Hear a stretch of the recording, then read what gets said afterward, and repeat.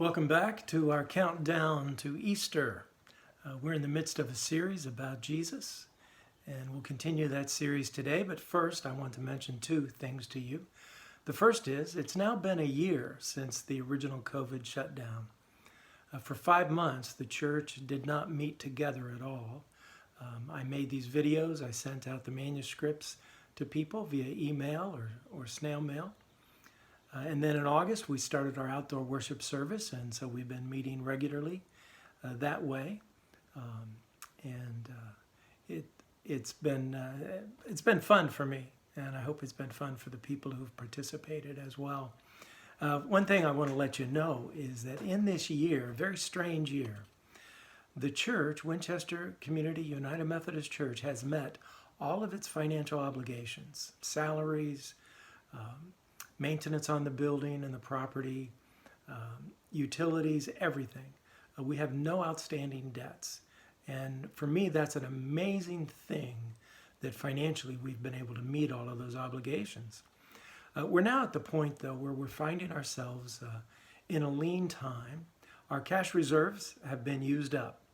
And so if you can help us out over these next couple of months, to help us keep going, that would be great. If you want to send a check, you can send it to our post office box, which is 186 Winchester, California, 92596. And here it is. If you want to see it visually, as you can guess, our graphics department spares no expense when it comes to these videos. If you'd like to give electronically, you can do that on our website. Just go to our website, and you can see that right here. And there's a little link there you click on, and in a couple of steps, it helps you give electronically to the church. So it's Winchester Community United Methodist Church. Anything you can give, we are grateful for that. We just know that it's going to be a lean 2 months now. And so thank you for that. Some years ago, when I was doing a bit more traveling and singing, I was scheduled to be part of a week of junior high summer camp. I was there to perform a concert, lead some workshops, interact with the junior high kids. Now, I'll admit, weeks of camp was never my favorite thing. There's something about junior high camp especially, but a friend of mine named Rich, who was also a musician, and he was there that week as well to also do a concert and lead workshops. And one thing I discovered about Rich is that he loved those weeks of camp. He loved to get down with the kids and play their games. And one of his favorites to play that was introduced to me that week was a game called Bat Relay. To play Bat Relay, like most relay games, you divide up into teams, and each team had 5 or 6 people in it, and we were all lined up at one end of a field.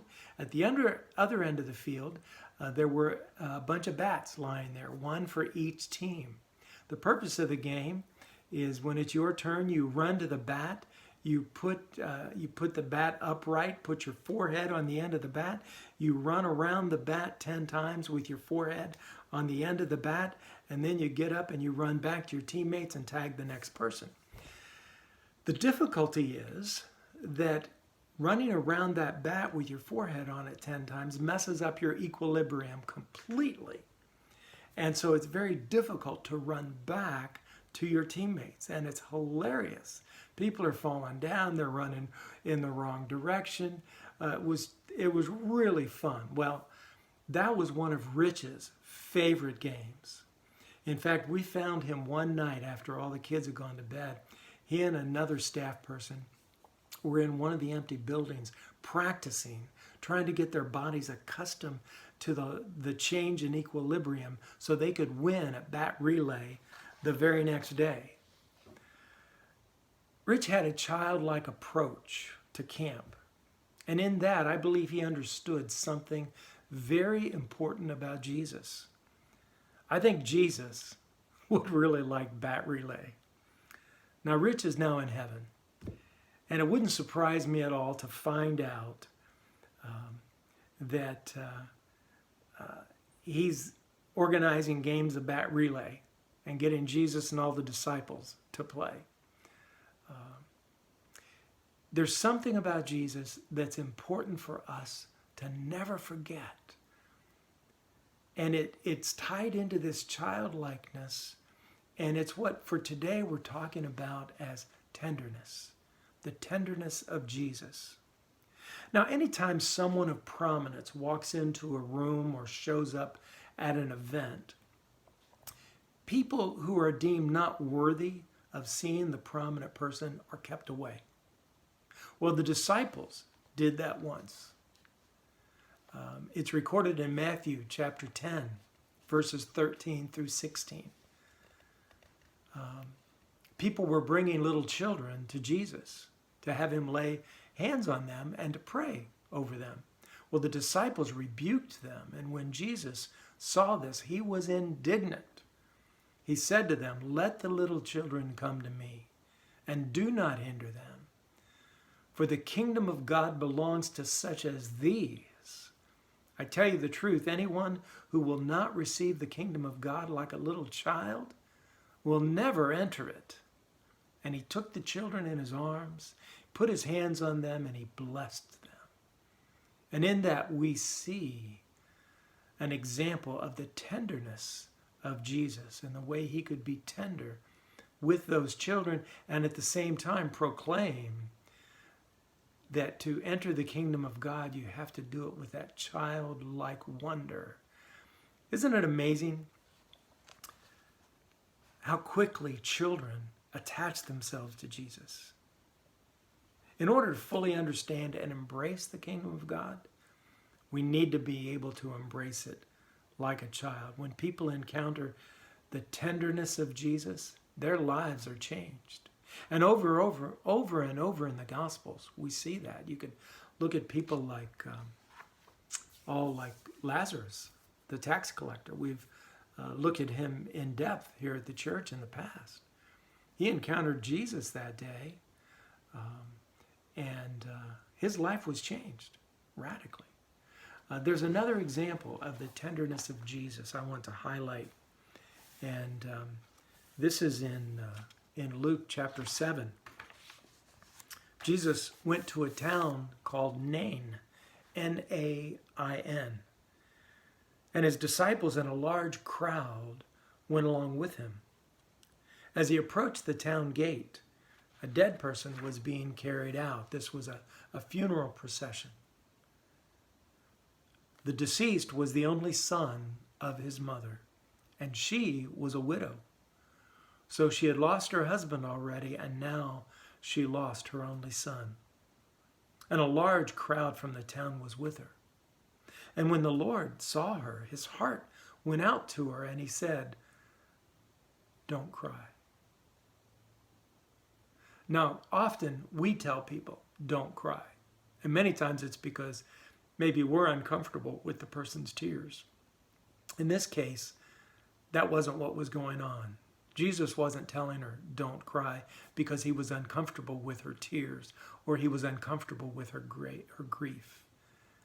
He told her not to cry because he knew what he was about to do. Then he went up and he touched the coffin, and those carrying it stood still. He said, "Young man, I say to you, get up." And the dead man sat up and he began to talk. I don't know what he started talking about, but I'd love to hear it. Have to look him up when I get to heaven and find out, what was it you woke up and started saying? And Jesus gave him back to his mother. They were all filled with awe and praised God. "A great prophet has appeared among us," they said. "God has come to help his people." The news about Jesus spread throughout Judea and the surrounding country. And at that point, what was the news? That he had brought this young man back to life. He showed that much tenderness for that woman. That's an important characteristic of Jesus's. Frederick Buechner, You've heard me quote him many, many times. He's one of my favorite authors.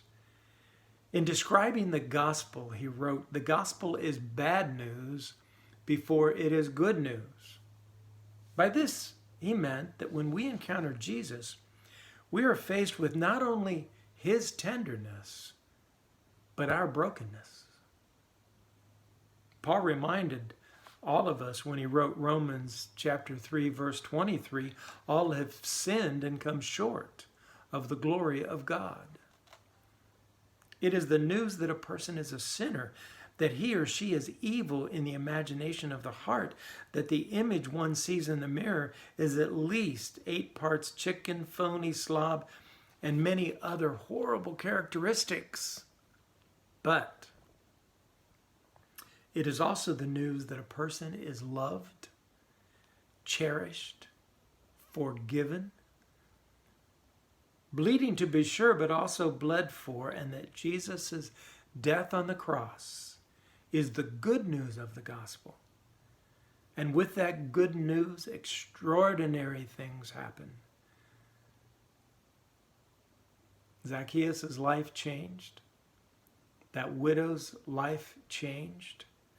We could talk about many others. We could talk about the Apostle Paul and his amazing life that was changed. Zephaniah, sing aloud, O daughter Zion. Shout, O Israel. Rejoice and exult with all your heart. The Lord has taken away the judgments against you. He will rejoice over you with gladness. He will renew you in his love. He will exult over you with loud singing. Imagine that. God exalts over you with loud singing. We often think of ourselves as singing to God in worship. Well, imagine God sings over you. We sing together each week. Well, not so much now. We always have someone sing for us at church. But God sings over us, just as a mother or father sings over a small baby or child. God sings over you because you are God's beloved child. It's this tenderness that we see in Jesus. A tenderness poured out to you, not because you're perfect, not because you've done everything right, but a tenderness nonetheless.